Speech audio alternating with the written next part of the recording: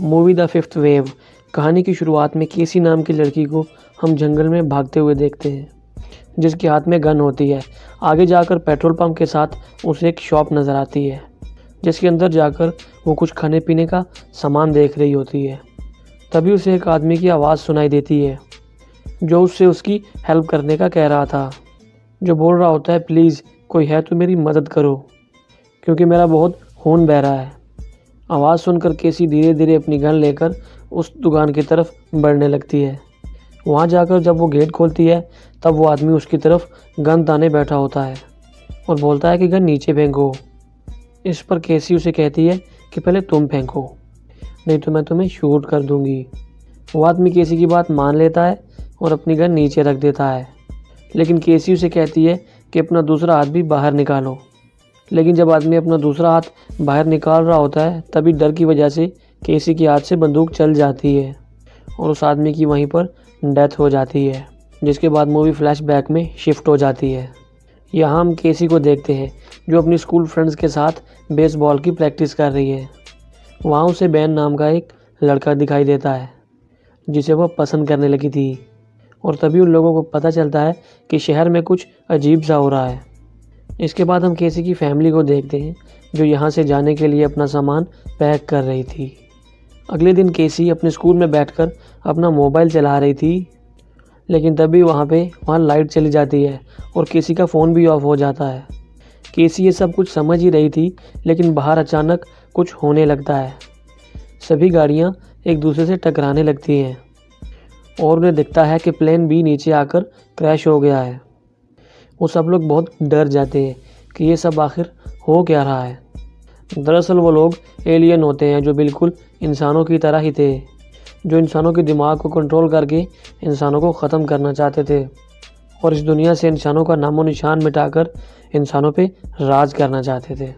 इसीलिए उन लोगों ने इलेक्ट्रोमैग्नेटिक पल्स की वजह से इलेक्ट्रिसिटी को बिल्कुल ही ख़त्म कर दिया था।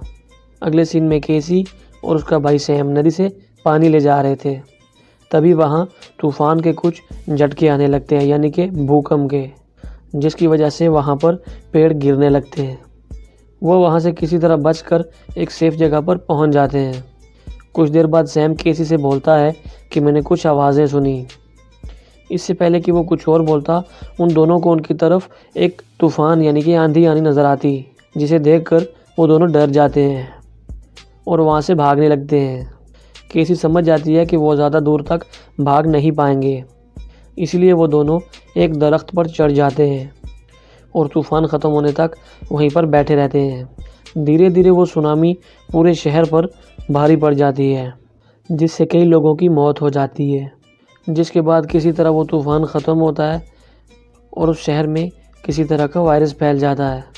उसकी वजह से बहुत से लोगों की और मौत होती है, जिन लोगों में केसी की मॉम भी थी। जिसके बाद हम देखते हैं कि केसी का भाई और उसके डैड अपना सामान पैक कर रहे थे। तभी केसी अपने डैड से बोलती है कि वो आखिर चाहते क्या हैं, सबको ख़त्म क्यों नहीं कर देते। फिर उसके डैड बोलते हैं कि अब तक तो वो लोग ठीक ही हैं, क्योंकि उन लोगों ने अभी तक पूरी दुनिया के लोगों को नुकसान नहीं पहुंचाया है, और अब मुझे लगता है कि उन्हें पूरी दुनिया चाहिए, लेकिन इस दुनिया में रहने वाले इंसान नहीं, और शायद इसीलिए वो इस दुनिया से इंसानों का नामो निशान मिटाना चाहते हैं। लेकिन इसके बाद वो सभी रिफ्यूजी कैंप की तरफ चले जाते हैं। शाम होने से पहले वो लोग रिफ्यूजी कैंप में पहुंच जाते हैं। कुछ देर बाद केसी के डैड उसे साइड में ले जाकर अपनी गन देकर उसे बोलते हैं कि तुम हमेशा ही इसे अपने साथ रखोगी और ये बात किसी से नहीं कहोगी, लेकिन तुम इसे तभी इस्तेमाल करना जब तुम्हें अपनी जान को ख़तरा लगे। अगली सुबह वहाँ पर एयरफोर्स के कुछ जवान आते हैं, जिनमें से एक आदमी जिसका नाम कर्नल वॉच होता है, वो माइक में इनसे बोलता है कि हम लोग राइट पैटरसन एयरफोर्स की तरफ से आपकी मदद के लिए आए हैं। ये सुनकर वहाँ के सब लोग बहुत खुश हो जाते हैं। कुछ देर के बाद वो लोग जवान और बूढ़े लोगों को अलग अलग गाड़ी में बिठाकर दूसरी जगह पर शिफ्ट करने लगते हैं। केसी और सैम बस में बैठने वाले होते हैं। तभी केसी से सैम जिद करते हुए कहता है कि अगर आपने मेरा टेडी बेयर लाके नहीं दिया तो मैं बस में नहीं बैठूंगा। केसी को ना चाहते हुए भी बस से उतरकर टेडी बेयर लाना पड़ता है, लेकिन उसके जाने के कुछ ही देर बाद वो बस वहाँ से चली जाती है। और केसी वहीं पे रह जाती है। इधर सभी बड़े लोगों को एक कमरे में बंद कर दिया जाता है, जहाँ पर कर्नल वॉच उन्हें बोलता है कि हमें लग रहा है कि अब चौथा हमला होने वाला है और अपनी शिप से अब इस दुनिया पे उतर आए हैं। और उनकी ख़ास बात यह है कि वो लोग अपनी ताकत से हमारे दिमाग को कंट्रोल कर सकते हैं। ये सब कुछ केसी बाहर से देख रही होती है, जिससे उसके डैड यहाँ से छुप जाने को बोल देते हैं। ये सुनकर वो सब लोग बहुत घबरा जाते हैं और वहाँ से बाहर निकलने के लिए हंगामा शुरू कर देते हैं।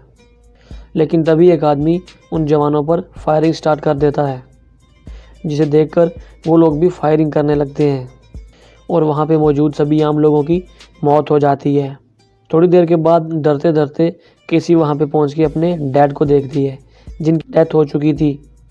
ये देखकर केसी रोने लगती है और एक गन लेकर वहाँ से भाग जाती है। जिसके बाद हम बैन को देखते हैं, जिसका चेकअप हो रहा था। तभी वहाँ पे एक लेडी आती है और उससे उसका नाम पूछती है, जिसके बाद वो बताता है कि मेरा नाम बैन पेरिस है, लेकिन सब लोग मुझे ज़ॉम्बी बुलाते हैं। अब वो उससे पूछताछ करने के बाद एक मशीन के ज़रिए उसके अंदर एक सिग्नल डाल देती है। ये एक तरह का ट्रैकर था। वो बोलती है कि इसकी मदद से अब हम तुम्हें ट्रैक कर सकते हैं और हम चाहते हैं कि हर एक बच्चा हमसे लड़ाई में मदद करे, यानी कि उन एलियन से लड़ाई करने में हमारी मदद करे। जिसके बाद वो हर बच्चे के साथ ऐसा ही करते हैं और उन सब के अंदर एक सिग्नल डाल देते हैं, जिससे वो उन्हें ट्रैक कर सकें। जिसके बाद हम केसी को देखते हैं, जिसे लाश दिखाई देती है। अभी अभी उन दोनों की मौत हुई थी और ये देखकर केसी समझ जाती है कि ये जगह ख़तरे से खाली बिल्कुल नहीं है। तभी एक ड्रोन आता है और केसी के ऊपर फायरिंग करने लगता है। फायरिंग के दौरान एक गोली केसी के पाँव में लग जाती है, जिसकी वजह से वो वहीं पर गिर जाती है और कार के नीचे जाके छुप जाती है। उसके पैर से बहुत खून निकल रहा था, जिसे देखकर वो बहुत घबरा जाती है और डर जाती है। लेकिन खैर अब वो वहाँ से किसी तरह निकलती है और कुछ दूर जाने के बाद गिर जाती है और अब हम उसे बेहोश होता हुआ देखते हैं। तभी सीन कट करके हम कर्नल वॉच को देखते हैं, जो सभी बच्चों को कह रहा था कि इस वक्त मुझे तुम लोगों को देखकर फ़ख्र हो रहा है कि तुम सब अब योद्धा हो, सबसे मजबूत योद्धा, जिनकी आज हमें सख्त ज़रूरत है। हमारे इंटेलिजेंस का मानना है कि वो हम पर हमला करने वाले हैं, लेकिन ये कोई नहीं जानता कि ये सब हमला कब और कैसे होगा। अगर वो लोग कामयाब हुए तो इसके बाद कोई हमला नहीं होगा, क्योंकि उस हमले के बाद इंसानों का नामो निशान मिट जाएगा। इसलिए ये आखिरी हमला होने से पहले ही हमें लड़ना होगा और हम लोगों को बदला लेना ही होगा। जिसके बाद सभी बच्चों को डिफेंस ट्रेनिंग देना स्टार्ट कर दिया जाता है। तो इधर हम केसी को देखते हैं, जिसे होश आ चुका था। वो डरते हुए इधर उधर देखती है और सोचने लगती है कि मैं अभी कहाँ पर हूँ। तभी उसे किसी के आने की आवाज़ सुनाई देती है, जिसे सुनकर वो फिर से सो जाती है। अगले दिन जब केसी उठती है तो अपने बैग में अपनी गन देखने लगती है, लेकिन गन उसे नहीं मिलती। तभी उसे फिर से उस आदमी के आने की आवाज़ आती है, तो वो फिर से सोने की एक्टिंग करती है, जिससे उस आदमी को शक हो जाता है और वो कहता है कि मेरा नाम एवन है और मैं जानता हूँ कि तुम जाग गई हो।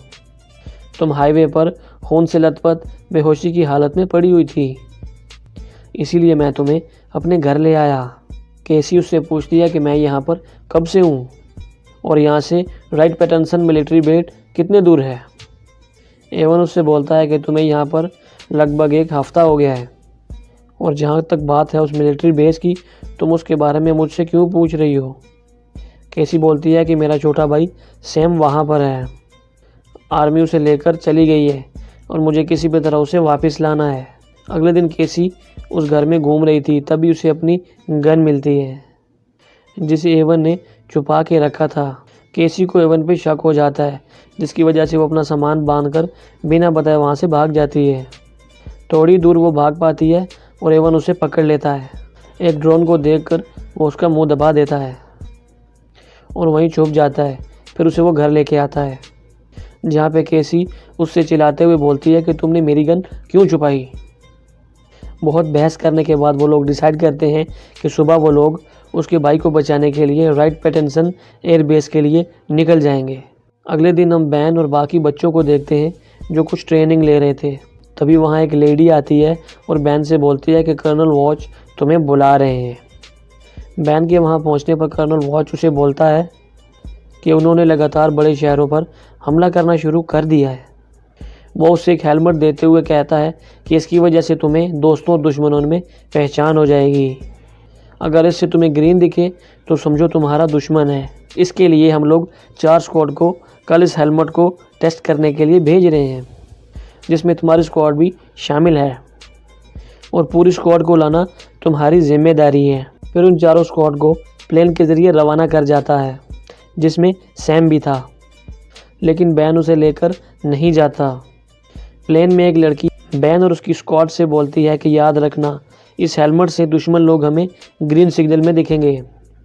मिशन ख़त्म होने के बाद हमें इन्फॉर्म करना, हम तुम्हें लेने आ जाएंगे। फिर उन लोगों को वहाँ पे छोड़ दिया जाता है। कुछ दूर जाने के बाद इन्हें कुछ लोग दिखाई देते हैं और ये उन पर फायरिंग करना शुरू कर देते हैं। उधर से वो लोग भी इन पर फायरिंग करने लगते हैं, जिसकी वजह से ये लोग भागकर एक बिल्डिंग में छुप जाते हैं। तभी रिंगर नाम की एक लड़की बोलती है कि मुझे कुछ गड़बड़ लग रही है, क्योंकि वो लोग एक बड़े प्लेन को भी उड़ा सकते हैं, तो वो हम जैसे बच्चों की आर्मी से क्यों डर रहे हैं। कर्नल वॉच ज़रूर हम लोगों से कुछ छुपा रहा है। फिर वो अपना सिग्नल निकाल देती है, जिसकी वजह से वो वहाँ पे मौजूद सभी लोगों को ग्रीन दिखाई देने लगती है।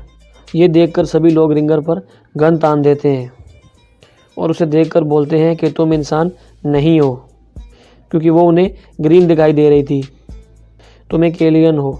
तभी रिंगर बोलती है कि तुम लोग गन नीचे करो, गन नीचे करो, मैं एलियन नहीं हूँ। अगर मैं एलियन होती तो तुम लोगों को पहले ही मार चुकी होती। ये सब देखकर बैन अपना सिग्नल निकाल देता है, जिससे वो बाकी लोगों को ग्रीन दिखाई देने लगता है। वो सभी लोग बैन को देखकर डर जाते हैं और अपनी गन उस पर तान देते हैं।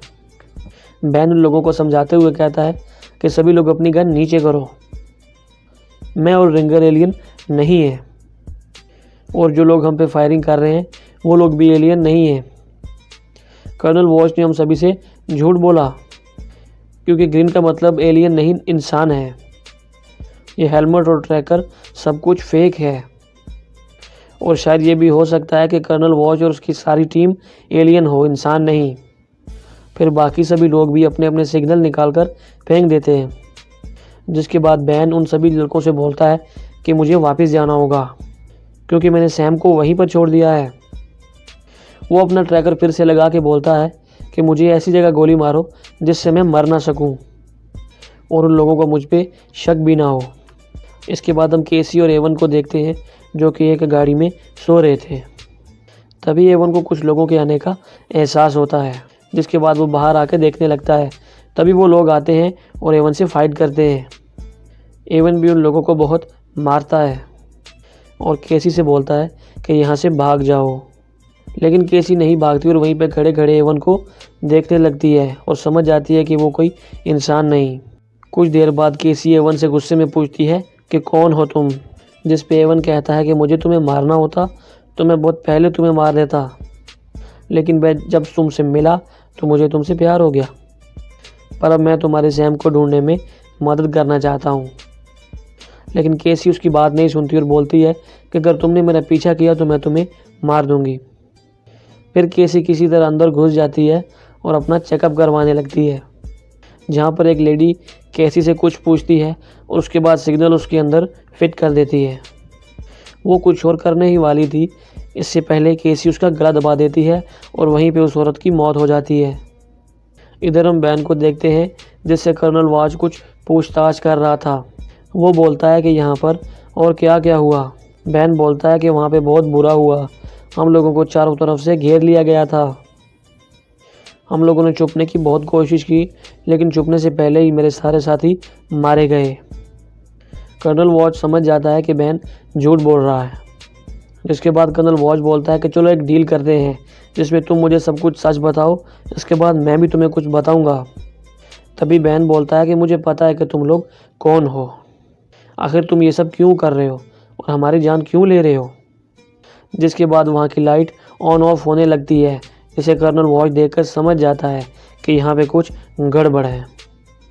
वो बैन को वहाँ से लेके जाने का हुक्म देता है और अपनी आर्मी को ऑर्डर देता है कि जल्दी से जल्दी ये जगह खाली करो, सभी बच्चों को प्लेन से यहाँ से लेकर दूसरी जगह शिफ्ट करो। इधर केसी भागती हुई जा रही थी जहाँ उसे बैन मिलता है। वो इससे कहती है कि मैं यहाँ पर अपने भाई सैम को ढूंढ रही हूँ। बैन बोलता है कि वो सैम के साथ दूसरे बच्चों को प्लेन से दूसरी जगह पर शिफ्ट कर रहे हैं और हमारे पास ज़्यादा वक्त नहीं है। फिर वो दोनों वहाँ से सैम को ढूंढने जाते हैं। रास्ते में उन्हें एवन मिलता है, जिससे केसी उसे पूछती है कि तुम यहाँ पर क्या कर रहे हो। एवन बोलता है कि मैं यहाँ पर तुम्हारी मदद करने आया हूँ। मैंने यहाँ पे बॉम्ब लगाया है और अब से 10 मिनट बाद वो ब्लास्ट हो जाएगा, इसलिए जल्दी से जल्दी यहाँ से निकल जाओ। इसके कुछ देर बाद उन्हें सैम दिखता है कि वो बाकी बच्चों के साथ लाइन में था। केसी किसी तरह से उसे वहाँ से बाहर लाती है और बैन के साथ भागने लगती है। बाहर निकलते ही बॉम्ब ब्लास्ट हो जाता है। तभी रिंकर गाड़ी लेकर आती है और वो सभी उसमें बैठकर वहाँ से निकल जाते हैं। इसी के साथ साथ ये मूवी यहाँ पे एंड हो जाती है। अगर इस मूवी का नेक्स्ट पार्ट आया तो मैं उसे ज़रूर एक्सप्लेन करूँगा। तो अगर आपको जो वीडियो पसंद आई हो तो जल्दी से इस वीडियो को लाइक और चैनल को सब्सक्राइब कर दीजिए। तो मैं मिलूँगा आपसे नेक्स्ट वीडियो में। तब तक के लिए टाटा।